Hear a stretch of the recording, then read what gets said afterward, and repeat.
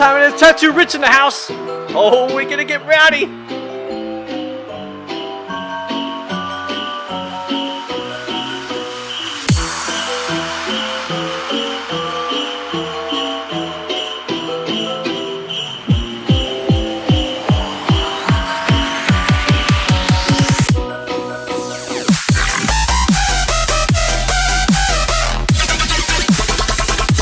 All my Australians in here. Billy Biggs in the house. MVP Productions in the house. Retired Osborne's in the house.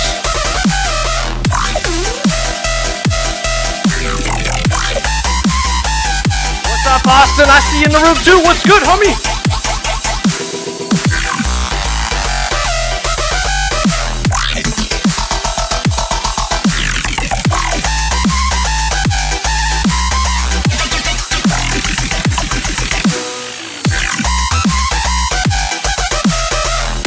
We got PWC Muscles in the house. We got Water's Edge Photography in the house.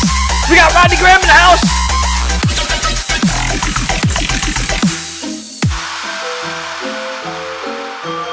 You know we had to get a little Christmas festive in here. A little Cardone 239 style.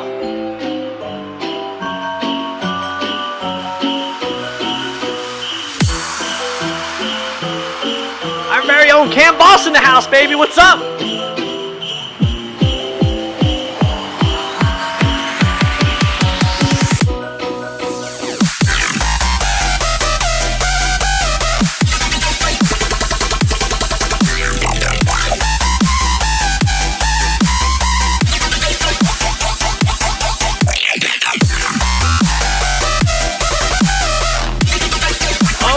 I see Mike King in the room, buddy. Thank you. Australia Steve in the house. Love it.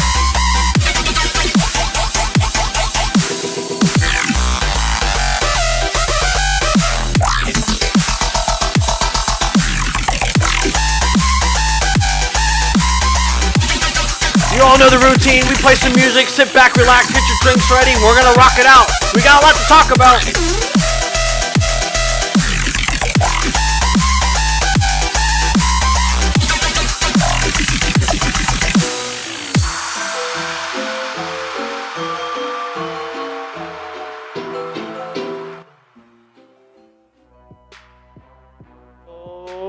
Diggity, diggity. You know what time it is? 239 Race Boat, baby. This is how we roll in Cardone's Race Corners in the house deep. You know the routine. It's Monday Night Raw. There is only one Monday Night Raw. There's only one place you want to tune in, and that's a 239 Race Boat, Cardone's Race Corner, because I'm always bringing you the best of the best. Hey, I had to get the Christmas lights going. You see the Christmas light? You see the Christmas tree going? You know how the routine? We got two Christmas trees. We got the one in the back. Where am I at? One in the back, one in the front. We keep it real. All right. So you guys know the routine. I got the very own Dave Bamdas in the house, the Riva Crew. Come on, man.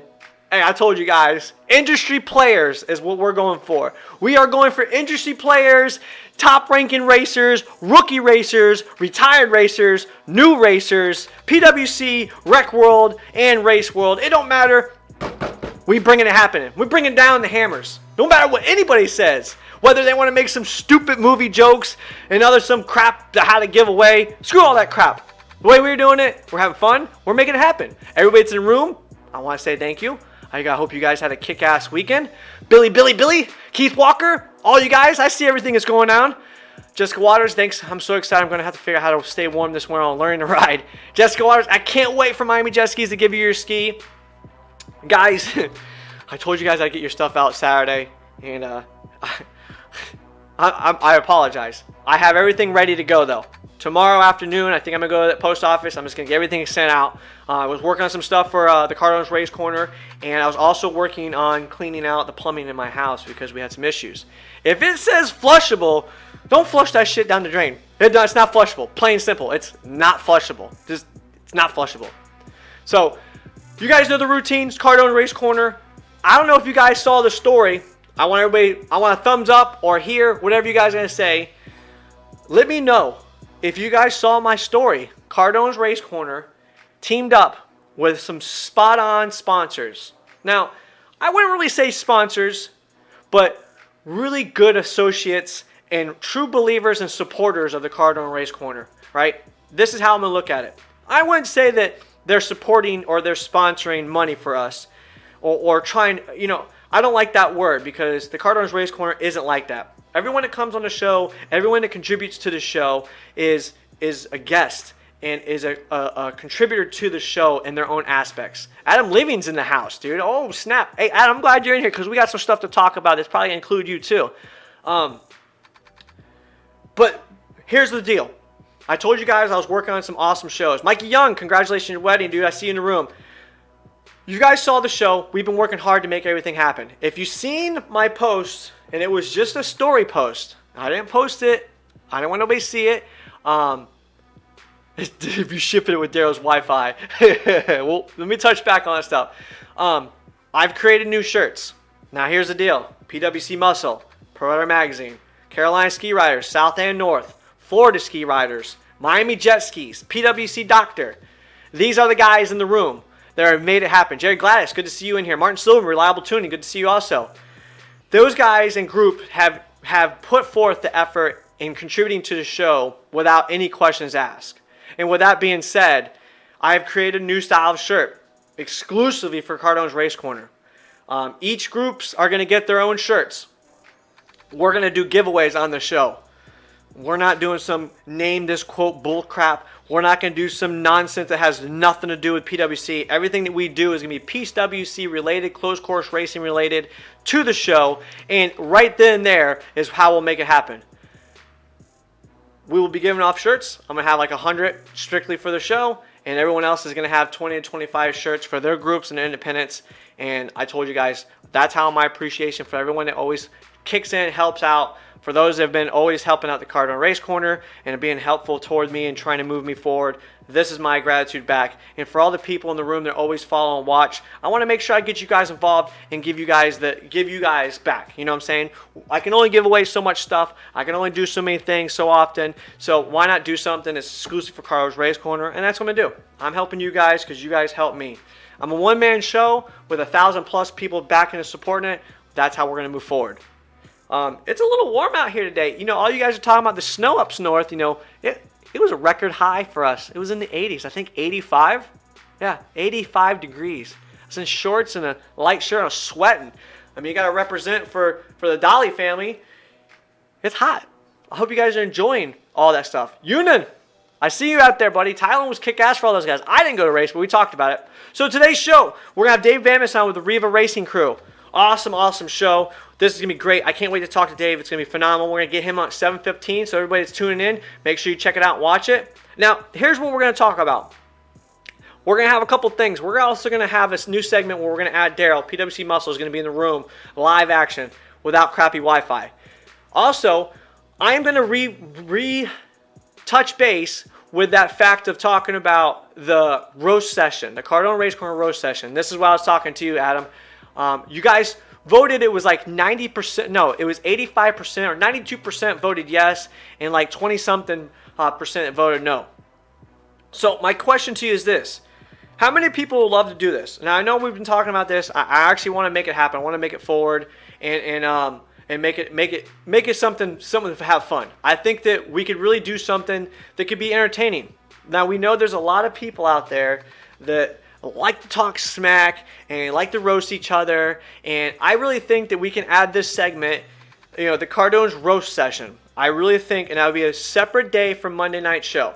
It would be another day. It'll be a good night, and it'll be like a 30-minute to 45-minute segment. If it goes into an hour, it goes in an hour. But I really want to make it to where, like me and Daryl were talking about, is the fact that we can do it casually fun. We'll have somebody on the line.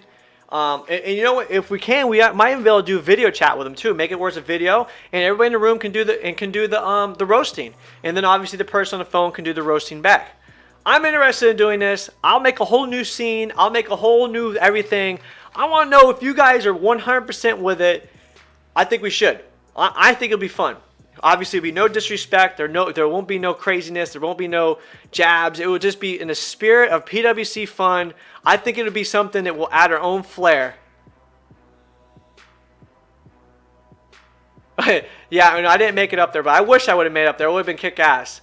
But in the spirit of fun, so let that sink for a little bit, and let's see if we can do it. because we always have fun. You know, our last show, guys, we had over almost 200 comments in the show. That's phenomenal. That's probably the biggest comments we've had on the show, and to me, that's what I like to see. I want to see you guys get involved, and that's how we roll. So I think that if we do something like that, I think it'd be awesome. So going into tonight's show, my man Billy Briggs wrote me something, because obviously you guys noticed the Queens. I posted. Australia had their first race over there. Mike King's in here. Mike, Billy, can you tell me the name of it? It's QPWC something, I believe it is. I'm going to be 100% wrong. Billy, if you get a chance, tell me what the name of it is real quick, so I can check it out. And I'm like, what if you don't have any balls? Let's do it for sure. You got to have fun and bust balls. Hey, Lauren, I'll bring the women on too. I bet you the women love to bash on some guys out there in the jet ski world. That's just how it rolls. So, Bill, if you get a chance, respond back to me. Tell me what the name is. Anyway, so, Bill, we had a race over the weekend, and those guys had some really great racing. We also had the British Freestyle. They had their champ up there, British Freestyle round. They looked like they had a good turnout for them also. But Billy wrote me down some stuff. Obviously, Billy won. He won the Yamaha EX Challenge, which is really awesome. I was watching some of the live feed. It was the QPWC. So I was right. I was close. It was the QPWC of the Queensland. Now, I told you guys before, we're really trying to tag team as much racing as we can all around. And that's the goal that we're trying to do. Australia has a lot of good racing right now. We need to watch them, check them out. We got Bailey Cunningham. He's a future threat. He's coming up in the ranks pretty quick. And I've got years worth of stuff, Bob. I'm ready. Listen, I think it's going to be good. I think, we got Bailey's going to be making a venture over here possibly to do some racing. And so Australia alone they have the readiness, and they're working hard to get as much as they can out there. So we're going to follow through with them for a lot. Bailey was in there racing. Bailey Cunningham's in the room for sure doing it. 818 Racing. So here's what Billy wrote. Now this was kind of a quick thing. 5 amateurs. First guy up did a clean lap with a 39.1. Next up was a young girl. She was fast but messed up at the S and put in a solid 42 second. The next was a young fella from Shoreline Yamaha, half my age and body weight, put down a super clean lap of I think was 38.1. So I jumped on, no expecting to beat that, as I thought his lap was super clean. Put down what was a clean lap but not expecting a 37.9. But had to wait for the last ride.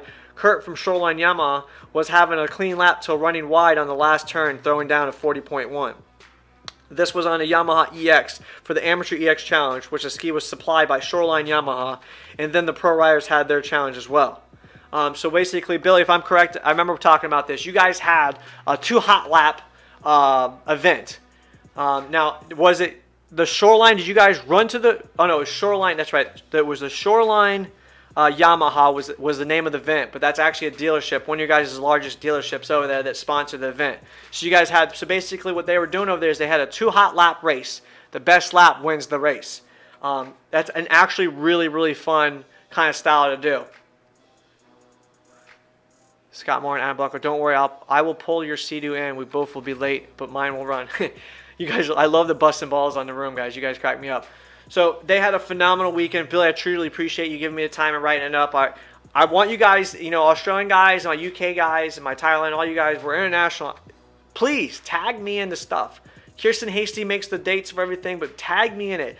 Dude, I do not care if you add @symbol239 Raceboat, mention me in your comments, tag me in your posts, do everything that involves PWC racing, because I want to see what you guys have to say. I want to hear it. I want to talk about it. I want to bring it in on the show, and we'll talk about it. If you guys, I'm telling you right now, I'm waiting on my winter builds. I want to see your guys' winter builds, and let's get it in here. I want to see your winter builds, because we're all building something. Now, on that note, if you guys are all familiar with Osborne Racing, Mike Osborne, real good, great guy, phenomenal. Not saying anything bad, not saying anything good, but he's got the barns for sale. We've got some solid skis he's selling, some solid setups he's going to sell. PM me if you want some details, or PM Mike Osborne straight up. I figure I'd give you guys a reach out right now while you're in it. Tag some people. He's got a super clean GP HX ready to go, solid. All you got to do is drop a motor in. And let me give you a little tidbit about that HX. That HX is old school. It's got heritage, and it's one of a kind HX. I'm not talking just your homegrown bought. I'm talking it's a true breed race ski. It hasn't touched the water in a long time, but it's built ready to go. That's going to be an awesome build. That one's up for sale too. Huge, great price. Great price. A price you would never expect for a ski that style. The Green Machine's for sale. He's got another boat for sale. Tag me if you want to know some more information. If you guys want a built boat, a ski ready to go, that man's got it ready for you happening. I don't care, Charlie Smith, secret builds or not. I don't want to hear it. I want some information. I want to know what's being built. I want to see the details. We don't all have secret information out there. Now listen, you X4 post guys like Mike Haymaker, you guys out there covering all your engine and stuff like that. Great. Cover your stuff. Let's see it. Hotchkiss in the house, 197. Going forward, our next episode, we're going to get ready to get Bamdas on the phone here in a few seconds. Let me get him on and we'll make it happen. To finish up, I'll say, you know what? We're going to get him on the phone. I got some more Cardone's final thought. We'll touch base that. So let me get... let's go ahead and get our guest on the phone. Let's make sure I got this going. I'll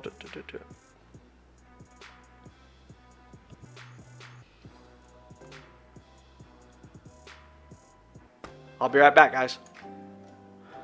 I'm going to get Dave Bamdas on the phone. We'll be right back.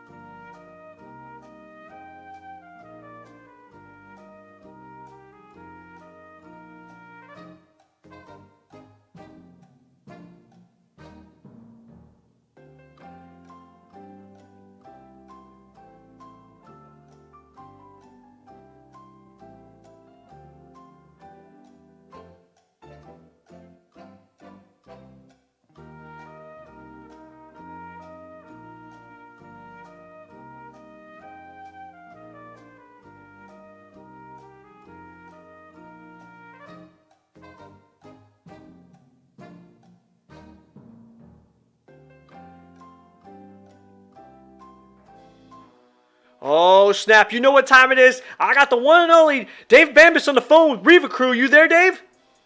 I'm here, Bobby. How you doing, man? Oh, I'm doing excellent. First of all, I just want to say one thing, man. Thank you for taking some time to come on the Cardone Race Corner. I truly appreciate it. I know you're a very busy man. Me and you were playing back and forth trying to get you on the show, but I'm just thankful to have you on. I really appreciate you taking the time and coming on here. No.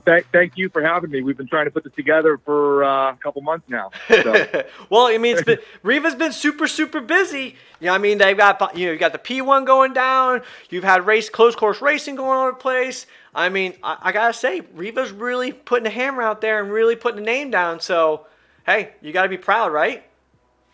Yep. Definitely had a busy season, but it was a fun one, so it's all good. So, Dave, give us a little insight, man. I don't know. Be honest with you, I've only met you. I met you for the first time this year in Pensacola for P1, but I know the name Riva for a long time. I've been hearing it, following it. Obviously Landis, Chris Landis is working for you, so I know the Landises, and I talked to them, and we've seen you all around. Give us a little tidbit. What's behind the scene? Who's Dave and what's Riva? Well, shoot, it's a long story, man. How much time you got? Hey, listen, for you and anything, I got as much time as possible.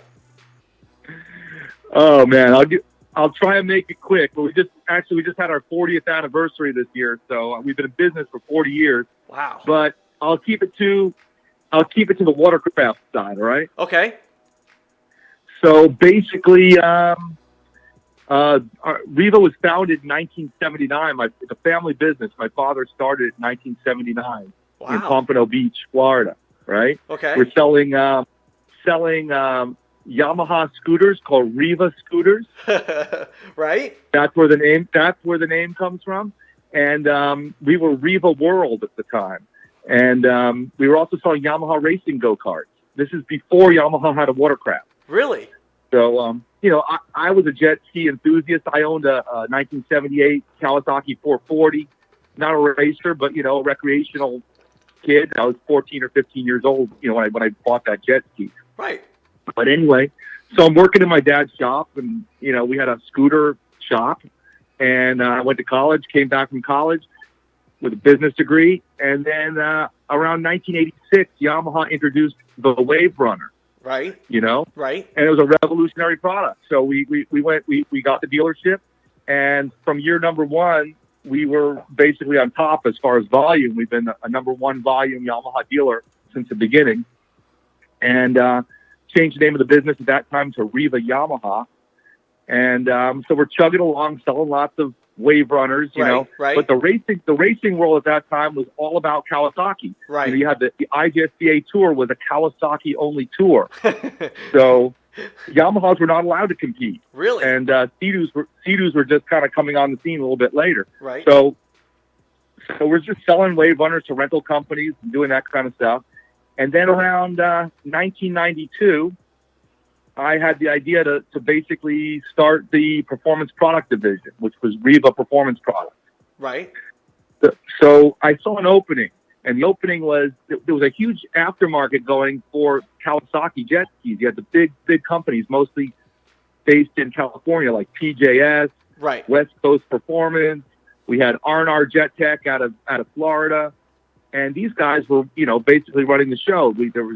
They were making all the parts. There's a whole racing industry going on. But I saw an opportunity. Hey, let's make parts for Yamaha Watercraft because they're being completely ignored. Right. And because we were a Yamaha dealer. And the only other only other company in the industry doing that was a company called ProTech, which is they're still around. But they were players at the time. So about around 1992, we built a Yamaha runabout, a Wave Runner 3, for Chris McCluggage. He competed on the Busch World Cup on this Wave Runner 3, and he won some races against Sea-Doos, which was unheard of. It was the first Yamaha runabout effort. Right. So at the time, he was also riding for ProTech, so it was kind of a Riva ProTech shared effort. The glory shared in two aspects. You can't beat that, right? Yeah, and I mean, so he was racing against the guys that he was racing against was like Vanilla Ice and Bo Dupriest and the top Sea-Doo riders at the time, and he was out there leg dragging on a Wave Runner 3, which is a big 3-seater runabout. The GOAT, man. That kid, that guy can never. Oh man, I wish I would have seen him race more when he was younger, though. But it's still good to see him race now. Oh yeah, he still kicks out. He's an animal. Amazing. He's an animal. Chris is amazing. He's awesome. So the big thing in 1993, that's when I went to Yamaha and I said, hey, I want a race budget. I want to put a factory race team together, and let's go racing with Yamaha Watercraft in a more formal kind of way. Right. So they basically gave me, I forgot what it was, maybe $300,000 budget from the year one back in those days. And we hired Tim Judge. We brought Tim Judge on board. Nice. And Tim is an amazing tuner, as you know. He's just incredible. And at the time, he was an amazing racer. I mean, he was the X2 world champion and probably national champion. He was winning everything on X2s. And this new product was being introduced by Yamaha, which was the Wave Blaster. And my whole pitch to Tim was, come on board with Riva. We're going to build Wave Blasters, and you're going to race them against these X2s, and we're going to go on the tour. Oh man! Because at that time we got the IGSDA to accept Yamahas into the racing. We're allowed to race along with the Kawasaki. Right. So this was a huge thing. I mean, Yamaha was entering a Kawasaki-dominated field. Right. And Tim was going to be racing on this Wave Blaster for the first time. He did some local racing in Florida, and he kicked everybody's ass. But it all came down to that first race of the national tour in '93. And actually, ProTech had McCluggage on a Wave Blaster, and we had Tim on the Wave Blaster, and they went head to head, and it was an epic. It started some epic battles, McCluggage versus Tim. Nice. To this day, they were like the best racing I've ever seen, and that really put us on the map. Because we had Tim along with some other technicians that were designing racing parts, starting in the early '90s. And our specialty was the Wave Blaster, and obviously the Super. Like that first year in '93, our team also consisted. We had Rob Flores on stand-up. We had Lloyd Verlew doing freestyle. We had another guy, a friend of mine by the name of Jorgen Muller, who was out there on a Yamaha runabout. And that kind of kicked off our our factory team in '93, and that started like about 8 solid years of a Yamaha-based race team at Riva. Really? I love that. From '93 through 2000, so Bobby, by the late '90s, around 2000, we had over $1 million budget. Holy smokes!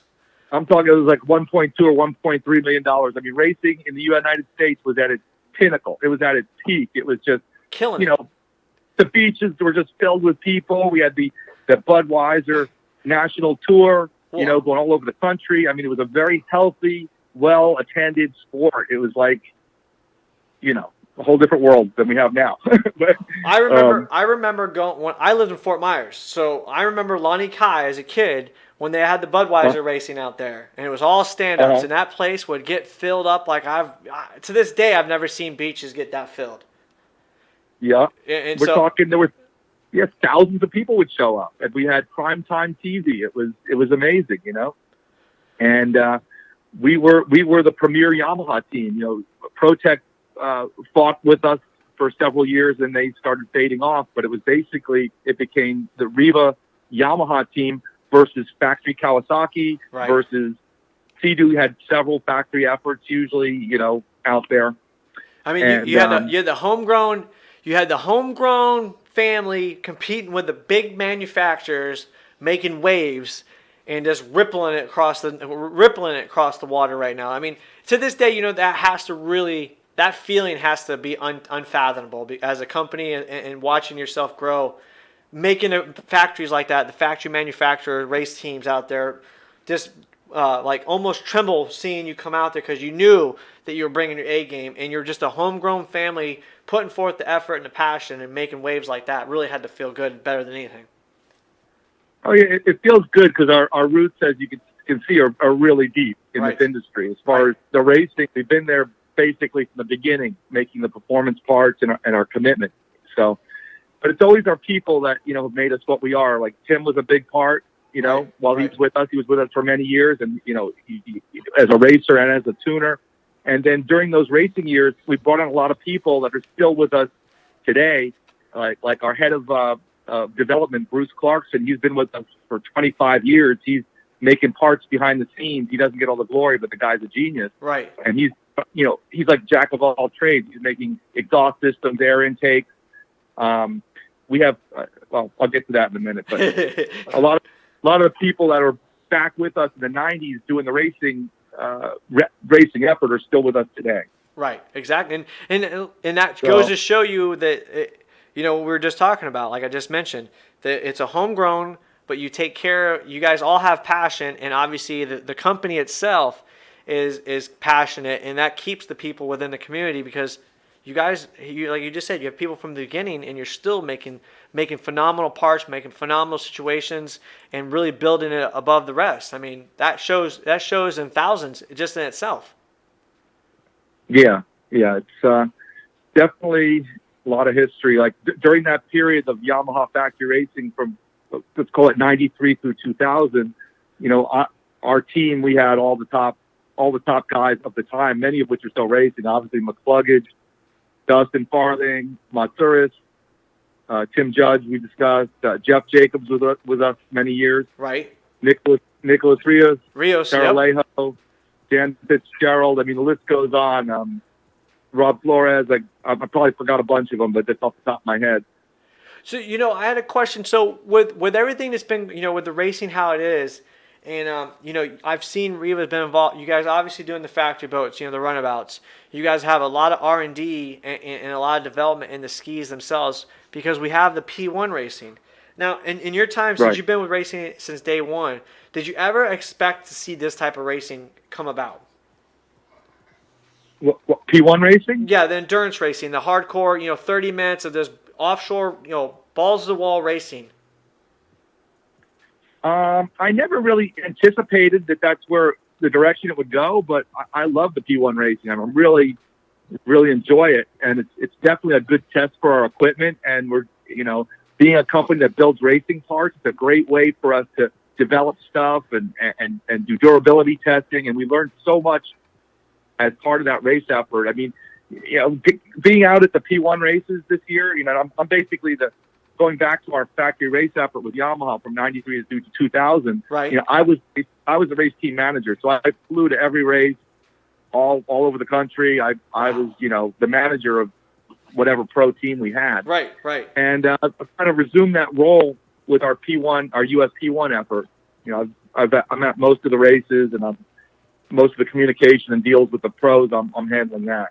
I like the P1 racing too. You know, it really throws curveballs in it because you see a lot of people that were used to, you know, closed course racing. You know, like you got Snyder, you got Baldwin, you got McCluggage, you got Francis. You know, you got a lot of big names out there. You know, Raddick and all those. Like Anthony Raddick wasn't ever in racing but got into it. And you put them out there for 30 minutes and let them hammer it out. And it really goes to show you that you get into this, when you first get into it, you're like, whoa, this is a whole different world.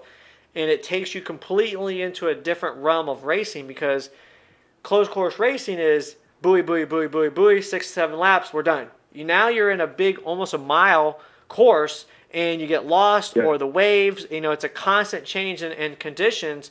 And our boats, you know, I'd say in the last 3 years, our manufacturers have really put the time and are watching what's going on. And, you know, we're really seeing the boats go through things that they would never expected to go through.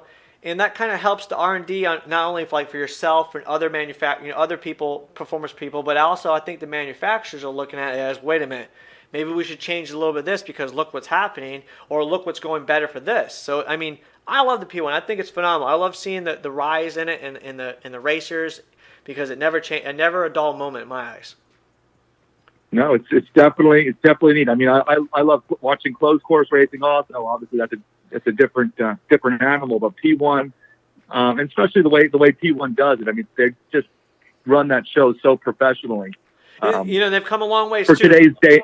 It's refreshing, you know. Yes, especially it comes along. You know, that Bahamas race. You know, obviously you were there at Bahamas. I have to say that Bahamas race was a hurdle for itself. Getting the boats there, first of all, getting everything unloaded, getting the teams out there, getting everything situated. But they gave us the live stream. They gave us the information. They kept us up to date on the racing. It looked like they took care of our race teams and our racers on a good level. You know, so it looks like they're really taking the criticism, you know, because we all know how the keyboard warriors, they get excited sometimes and let our frustrations out. But they're taking the criticism and they're fine-tuning some of the aspects that they need to. And I'm thinking that it's going to get just a little bit better each time. Yeah, I mean, that was extremely hard for them to pull off, you know, running a race in another country and shipping everything over there. I mean, the logistics and everything. But overall, very, very good reviews for them pulling off that event. Hey, so question for you, Dave. There was somebody in the chat room. I didn't want to lose out on it. David, I can't forget his last name. He says, Riva going to have any new parts for the Ultra 310? New parts for the Ultra 310. The true answer is not right now. Not right now. I gotta tell you, right now, I mean, obviously we make parts for Yamaha, Sea-Doo, and Kawasaki. And right now, just the market is just, we've got to go where the market is right now. Yamaha and Sea-Doo they both have together, they have like, I don't know, maybe a 95% market share, and Kawasaki has about 5%. Right. 5 to 7. I don't know what the latest is. And it's just, with the, you know, when you have X amount of time to develop parts, you gotta spend that time. I see. You know. Yeah, it makes sense. Where the business is. So I mean, we have a lot. We have a core group of parts for Kawasaki Ultra 310, and we also have them for the SXR 1500. Right. And you know, if Kawasaki comes out with something performance-based, a performance-based craft, we'll be all over it. We love Kawasaki's, but we gotta you know, make good business decisions. You gotta follow the supply and demand. You gotta follow what's going in and what's happening. And obviously, you know, so here's a good question for you. The Yamaha GP 1800 and the FX battle. You know, what is, obviously you probably like both, but what is your favorite go-to ski for, and whatever whatever conditions you put it in? What is your favorite? Well, for P1 we relied exclusively on the FX. Okay. And we were not disappointed with that. I mean, the FX hull shape was, I think, is the best for P1 racing. But I mean, on those real flat water races, those GPs do get out front. I mean, they will hole shot. Yep. They're faster. I mean, the GP is a faster hull. So for a flat water P1 race, a GP can ultimately go faster, but the FXs are easier to ride. And, in the long term with the endurance, those riders on the FXs have the ability to come up, creep up and pass those GPs. So it's almost like the HX first blaster battle in the rough conditions. The HX is going to, the blaster will jump out on, but in rough condition, the HX is going to creep up and be banging on the door. But on a flat water, the blaster is going to pull on everybody and it's going to make everybody work for it. So, I mean, it's a good battle. Right. Yeah, but it also depends on the venue. Like, for instance, P1, our riders were all on, our pro team was all on FXs. Right. We moved over to Lake Havasu for the World Championships, and Baldwin won the World Championship on a GP. We put him on a GP because we knew that would be the right hull. Right. If the conditions stayed reasonably flat for Havasu. So I still like to have both hulls in our quiver and pick the right one for the right conditions. That's our strategy to have them both. But fortunately, we have them both. I love it. Good answer, and it's not even a fib. It's not even a cloak and dagger kind of situation, because you can honestly see how they perform in each of the conditions you said. It's no brainer to see how they work. So going into right. You got end of the year, your team has had a phenomenal year. We're getting ready to go into 2020, and it looks like there's going to be a lot of new changes happening, with some new racing going on, some new spots being added, and the potential of other the original promoters or the people already doing it could be adding some new stuff. What does Riva have in plan that they can leak out or talk about, or maybe they have in future for the 2020? Well, for 2020, we are definitely looking hard at being involved with P1 again, with the P1 US effort. Awesome. And putting together another strong effort for that. That was fun, and it was definitely helpful for product development. And I enjoyed it, and the racers enjoyed it. We're doing it for the love, for the most part. It's just, we love it. Right. And then obviously we'll be in Lake Havasu with a factory-backed effort in Lake Havasu. Other than those two venues, I would say as far as the Riva full-on racing team, that's about where we're going to be. Okay. Understandable. Other regional racing, our racers will attend that on their own. And because when we sponsor, we have a strong team of pros that they go wherever they want to go, and right. they race wherever they want to race it, but it's not under the full Riva umbrella. Right. Obviously, we got Brian Baldwin, Tyler Hill. We work with Phil Pope, Arminio Antosca, Legopoulos, Anthony Radic, Tim Ducat, Jay Edworthy out of JetX. Great racer. I love him. He's good people. International. I mean, I can keep going. Obviously Chris Landis had a great year won the amateur national championship. Great rookie year. I was going to ask you, I was going to tell you that he had a phenomenal last back half of the year. He really put forth and really came out on the top. I think he's going to be a future threat. Yeah, he did great. And obviously Tyler Hill had a great year. He got the rookie of the year. Yep, exactly. Another good kid. And obviously Baldwin had a stellar year. He kicked butt out there. Brian, so proud of that guy. He's an animal. He's an animal. He's an animal. He's like one of those old school closed course racers that got into this, and you didn't really expect him to do well. Like D-Mac, you didn't really expect D-Mac to do really well, and they really prevailed and came out on top. They had some super phenomenal years. And Baldwin, dude, when he came out in the FX on that one closed course race we had, just came out there and just made that boat look like an animal. I was like, holy smokes, dude. He's unstoppable when he's on fire. Yeah, he's fast, man. But, ultimately, we have a lot of, our big thing at Riva, obviously, we design and manufacture parts. So right. we got a dedicated R&D shop. It's like a 4,000 square foot shop. 3 full-time guys that are just inventing stuff. We got a dyno cell, and we have, aside from Riva Motorsports, the dealership, because we have the dealership going, we have about 40 employees that just work for Riva Racing. Right. So those 40 people involved, that's our R&D department, our marketing department, are the guys that are packaging stuff, our sales team. We got 8 people on the phones talking to dealers all around the world, and that whole crew, it really starts with the R&D team. Right. And our R&D guys, I think I mentioned Bruce Clarkson. He's our head of R&D, jack of all trades. That guy designs all kinds of cool stuff. And then we have a guy by the name of Mark Nystrom, who's totally behind the scenes. He's our engine builder. And then we have Jesus Garcia. Yep. I've heard that name. Our, what's that? I said I've heard that name plenty of times. He's your tuner guy, right? Oh, yeah.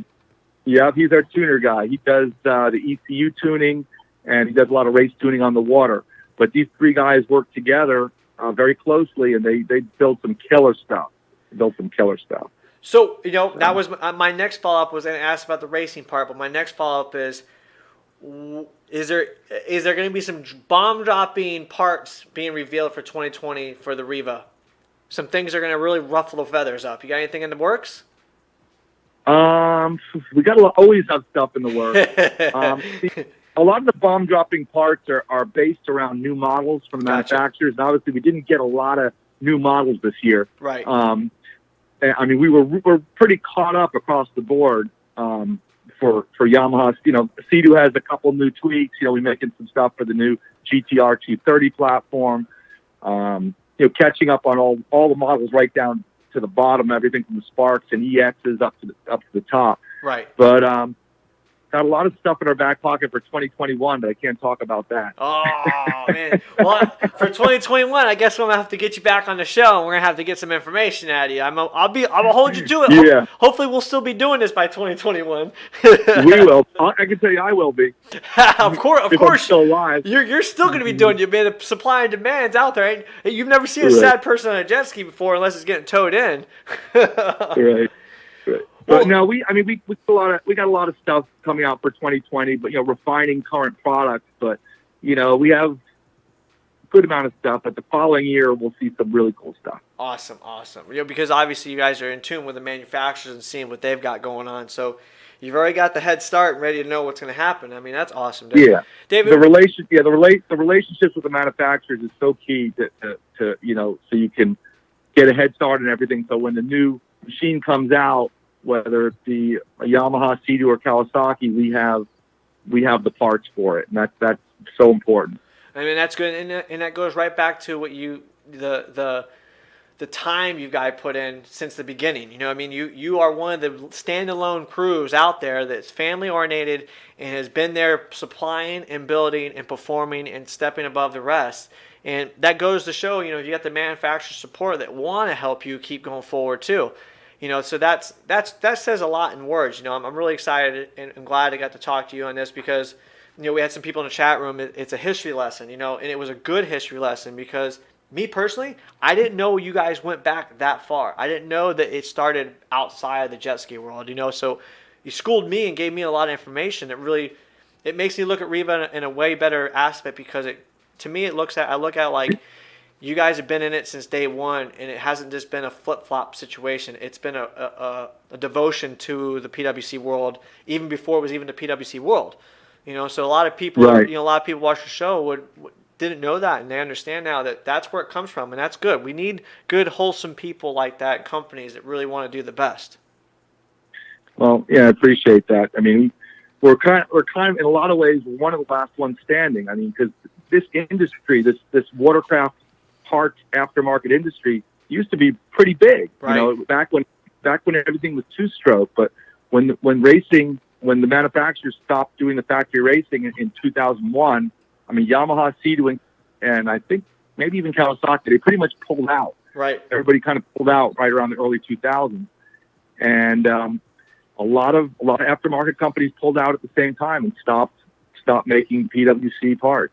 And then it got even tougher when everything went four-stroke, right. Like between 2003 and 2009, when all these people knew how to do was make pipes, two-stroke pipes and carburetors, and all of a sudden, boom, everything went four-stroke. The remaining companies pretty much threw in the towel for the most part and said, four-stroke, how can you make these things go fast? This is no fun. And we lost dozens and dozens of aftermarket watercraft companies at that time. Exactly, because they didn't want to, they didn't want to, follow the advancement. And it's understandable. It's a tough breed. It's a tough, when you've dedicated X amount of time to knowing just this, like Tim Judge, he's probably one of the last handful of guys out there that can truly build the two strokes the way he builds them and tune them the way he tunes them. You know, like that's an art. It became an art, and it's yeah. Tim is awesome. He's an awesome two-stroke tuner, and he transitioned well to four-stroke. Also, he does a lot of good four-stroke tuning. Yes. I've Troy Snyder has him in his group all the time at races, and he does phenomenal with Troy Snyder's box stock runabout skis, and it's that he does killer with that ski. I love it. Right. But you can just imagine when you had dozens and dozens of businesses that were based on porting cylinders and tuning carburetors, and then within a 7-year period, everything went four-stroke. Right. Everything except for maybe stand-up. And these companies just closed their doors one after another, and there's very few left. So I like to have people, and it's healthy for my company to have other people making parts, like Works or whoever. There's not many. I can count them on one hand. Right. So we welcome other people to make parts, because the more competitors there are, the more vibrant the industry is. Exactly, and it gets more people out there wanting to buy more parts. Dave, I don't know if you've tuned in. I don't know if you tuned in the show that much, but I've combined the PWC race world with the recreational world. I got a lot of rec groups, like we got Florida ski riders, we got Carolina ski riders, we got WNY PWC owners, a lot of huge group riders in there that are rec riders, and they are now tuning into the show because they have, maybe they want to go fast parts. Not only are they going to see, when you're talking about racing, but they're going to hear the name Riva, or they're going to hear the factory Yamaha or Sea-Doo, whoever it is, and hear the the bald one racing this and doing that, and they're going to get a taste of, well, Jude, now I know where I can go to get this part. Oh, maybe I need a tuner, or maybe I need a prop, or I need this or that, or maybe I need a bitch and stitch and jet trim, seat wrap. You know what I mean? So I focused on trying to get as many of the rec world guys into the racing world with this show, because it helps the circle of trying to keep this enthusiast alive in the sport. You know what I mean? So I love what you're doing, and I appreciate you've been in here for a long time and putting forth the effort. It goes to show in many, many, many ways, and it's, to me, I learned a lot, and I like it. I appreciate that. The rec riders are the key now, because like the parts that we build, the performance parts, 80 to 85% of them go to recreational performance guys, and only about 15-20% are being purchased by people who are actually racing. Right. So super important. I mean, that's where our stage kits come in. You want to buy a stage 1, a stage 2, a stage 3. We can explain to rec customers how to get those to their performance goals with easy bolt-on packages, and that's what that's about. And reliability also at the same time. You know what I mean? That goes good. One of the guys. Exactly. One of the guys in the chat room says, Chris Cutter, he goes, "Thanks for helping make me spend more money."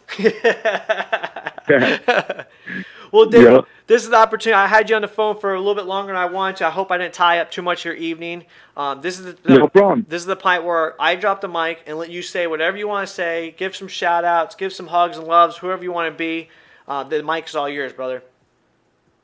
Oh, okay. Where do I go from here? Okay. I just want to first, Bobby, thank you very much for having me on the show. I appreciate it. I want to give a shout out to all of the people that are out there racing, because it's a much smaller family than we used to have, and you guys are so important. Please stay in it. The industry needs you. I feel it's going to come back. Maybe not at the level that it was, but it's coming back. But it's going to come back. It's going to come back at some level. It's too good a sport for it not to come back. There's new products coming from the manufacturers that I think will help it come back over the next couple of years. Awesome. And I think those products will be more fun and more. That's all I can say. So I think we're gonna. It's such a product-driven industry. When I say products that the manufacturers are making, I think that the trend towards bigger 3-seaters is important. We need that for recreation, but I think we're going to see a trend towards fun, small stuff coming back again in the years to come. Oh, man. And if you guys were listening, he's dropping little bitty subtle hints. You got to listen. It's subtle. Yeah. Pay attention. So hang in there. Hang in there, racers, because there's fun stuff coming over the hill, and it'll be worth sticking in there because it's going to be fun. Awesome. Well, Dave, I really. But other than that, Go ahead. I really appreciate you having me on. No, man, it's been a pleasure, dude. Dave, I really do appreciate you coming on the show. I told you before when we were talking that I base my show on people that are involved with the PWC or the rec world. I like to keep it to where it's fun, interesting, and I like to get the knows. A lot of people don't know the backgrounds of certain racers or manufacturers or developers like yourself. And it's good to have a little back history on telling you where you came from, because it gives you, not only do you have a name of the person or the company, but now you have a little bit of a history, and it makes you feel a little bit more confident in what you're doing. And that's what we're trying to do with the show. I want to talk about racing. I want to talk about the manufacturers or the parts and R&D. And, it's been an honor to have you on the show. It really is, because a lot of people know Riva. A lot of people know the name Dave. And having you on the show with everybody that's watching, it really gave us a good history lesson of who you are and what Riva is. And it was great. I really appreciate the time, dude. I really do. Okay. Thanks again, man. We'll do it again. No problem, buddy. I'll catch you again next time. Thank you. All right. Take it easy. See you. Oh, you know what time it is. That was another phenomenal one-on-one with some of the great people. Listen, I told you guys before, we're always going to be setting the bar up high. We're always going to be coming in deep, always doing it differently. Dude, Riva scooters? I didn't know about Riva scooters. That's freaking awesome. Now, did you guys also hear what he was talking about? There's going to be, possibly in the 2021, there's going to be some new stuff coming out. Now, we've been talking, I know a lot of people have been talking about this and that, the new Yamaha Superjet. I didn't see any information on it. I'm going to do some information on it. I know there's a new one coming out. I guess they already talked about it, but I'm hoping to get some more information on that and see what's going. So tonight's show was really good, guys. You guys stayed in for a long time. I truly appreciate you guys all doing it. Going on to what I was trying to talk about earlier, we are going to have on the next couple episodes. So the next couple episodes, if you guys can tell today, we had a little backtrack of history of Riva and Dave Bamdas. Really good insight. I'm bringing up some good people. We're going to have our next guest. I'm going to reach out to him, see if he's ready to talk. But we're going to give you a background history on a fellow racer that started off at the bottom and had nowhere else to go, and was able to use racing and the jet ski world itself to get him where he is today, and actually get him into the place where he stays and lives at this time. It goes to show you that we have a lot of things to talk about. On top of that one and that racer, I have another guest lined up that's going to talk about the gathering of what the PWC racing community has done for him. Now, I always get messages about what people say, how thankful they are for the community and what they've done for us. Like Adam Buckler, for that little girl that had the Christmas, for the belly buster and stuff like that. We have another person that has used the jet ski world as a outlook that's helped him cut out of a dark place. That's another person that we're going to have on the show and talk to him. I have another, on the next person after that, we got another homegrown we're going to talk about. We're going to get some people, another homegrown that we're going to get on the phone and give us a back history of the ins and outs and what they got into it. So it goes to show you with the weeks coming to go with the racing and the Cardone's Race Corner, we have really united in many ways than we would have ever expected. We've come to another level that has really opened the door for so many people. I'm proud to do this the way we do it. I'm proud that we organically build the clientele and organically build the fellowship that we've done.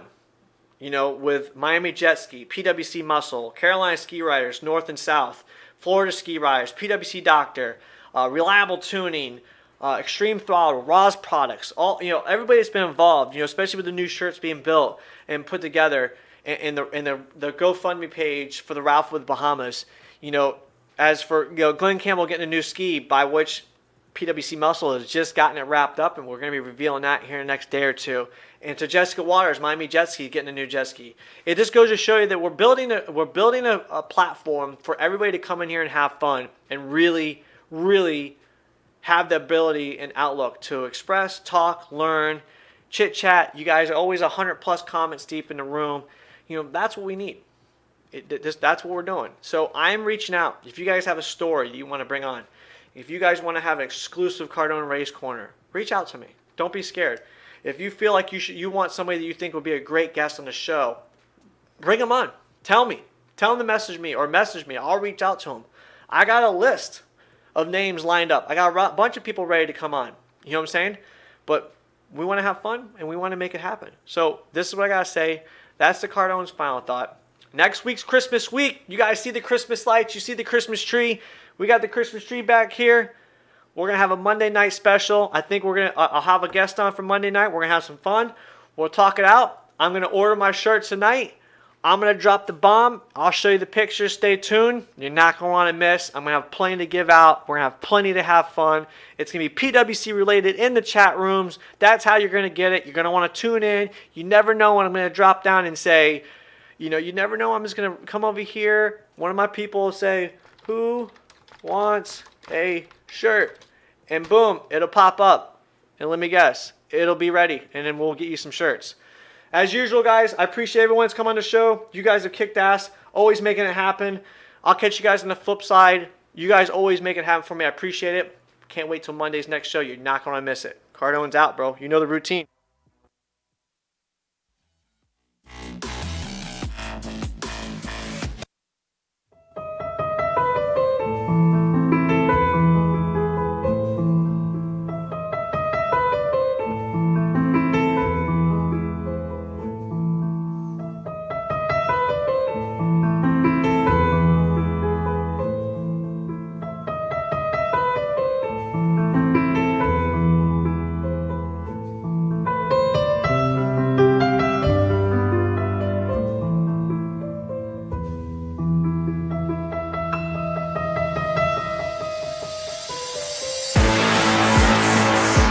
I had to drop it with the old school.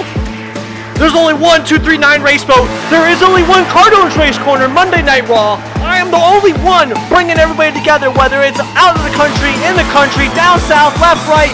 I unite everybody. This is Cardone's Race Corner. You are the MVPs. Get you some of that. Real talk.